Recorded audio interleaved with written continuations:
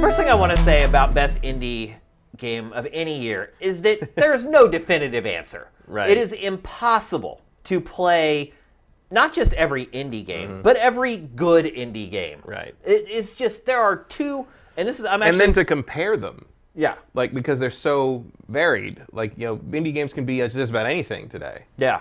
It's not like you're just comparing a bunch of things that were made by people that like the 16-bit era anymore. You know, it's like these things go all of them. Our two are like as different as you can be. Yep. And I mean, if you look at the indie landscape, like right now, the most popular indie game on the market is a game where you play as a guy in a pot with a sledgehammer who's trying to climb up, like, have you seen that game? Is that from the guy who made Quap? Yep. Yeah. It is like the biggest game right now for streamers. It's like and Over the Top or something like that? Like something. That? His name is actually in the title of the game.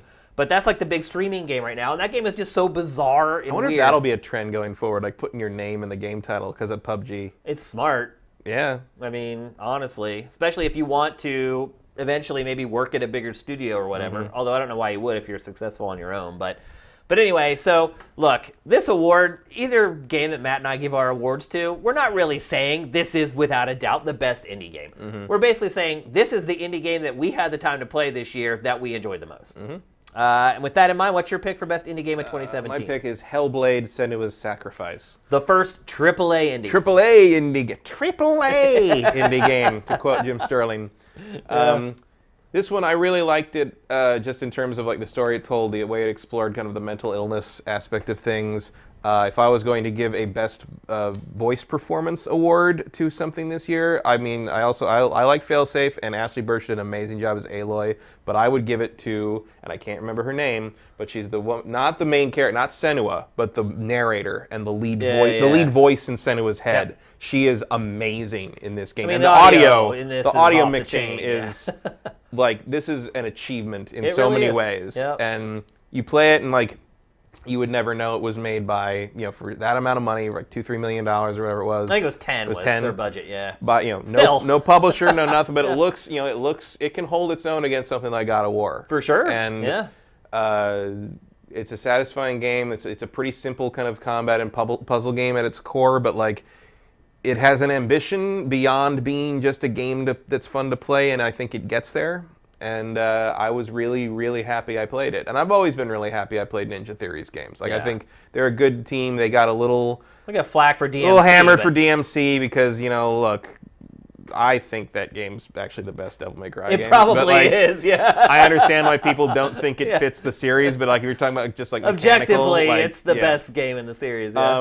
I think this was a great experiment by them, and I think it all worked out very well, and I will probably go back and play it again at some point when I have the time, and that is not something I do very often anymore, because there's so much to play. It's also totally unique. Like, what games focus on mental health like this one does? Yeah, we're using the kind of the lens of, like, I guess it's kind of like Norse mythology a little bit. Yeah. You know, there's sort of like that, you know, there's a you know, descending into the underworld thing happening here, and like you don't quite know what's happening until you're a little further in, and like the permadeath erase your save mechanic never came into play for me. I never died enough. I don't think it it did happen. for most people. But just kind of having the threat looming overhead, but it just creates like, some tension. Yeah. I admire the balls to put that in a game in 2017. Like it's so yeah. That isn't a Fire Emblem game.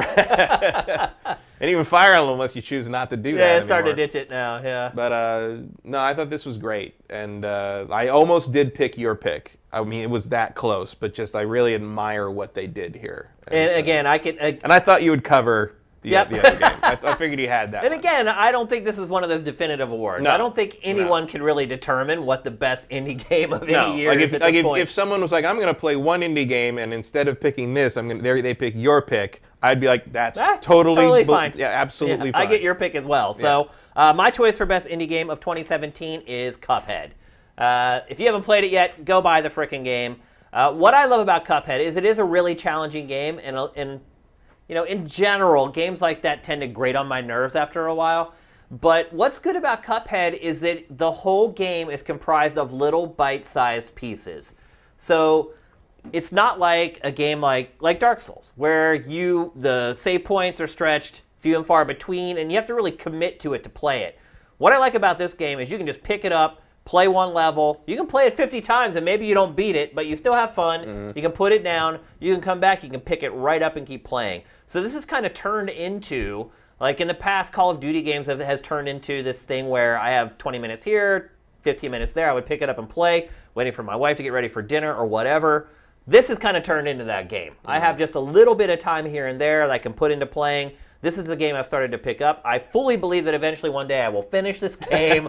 I believe it in my heart and in my soul that someday I will make it through the whole thing. I did go and watch some YouTube videos of the last couple bosses, and holy cow, maybe I won't ever finish it. But I feel like the difficulty is perfectly tuned, and the whole game was designed around the difficulty. And that, to me, is when you really hit that sweet spot. And then you start talking about the art and the controls and how buttery smooth they are. And I never blame the game when I screw up in this game. It's always my fault. I've done something stupid or I just missed something.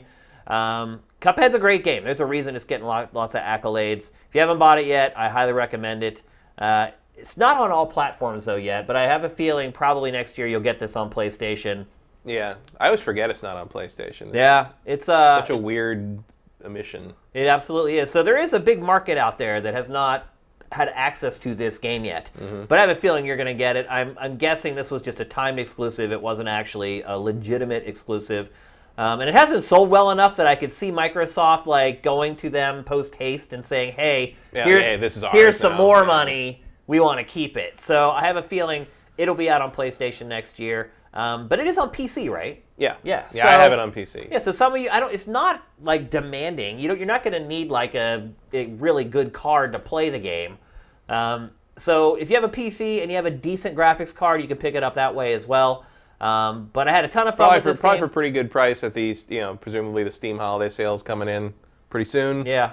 So I also liked about this game too was that you could... also a really good gift. Yeah, it is. You could play it kind of the way you want. It's not that you have a ton of latitude in how you kind of build your abilities or whatever, but they do give you enough leniency to where you can kind of play the game the way you want to and still be successful at it. So, and obviously the art is just out of this world. If we had best graphics artistic, which we don't, we just have best graphics, but if we had artistic, this would probably... Yeah, this is an art design winner for sure. For sure. So, I don't know. I don't know what I can say about Cuphead that hasn't been said already, but it deserves all the platitudes. Yeah. I mean, that's the thing about Cuphead is like just watch a minute of gameplay and you get it. Yeah. Like you know everything you need to know about the game now. Yeah. But can you do it? You can. Yeah.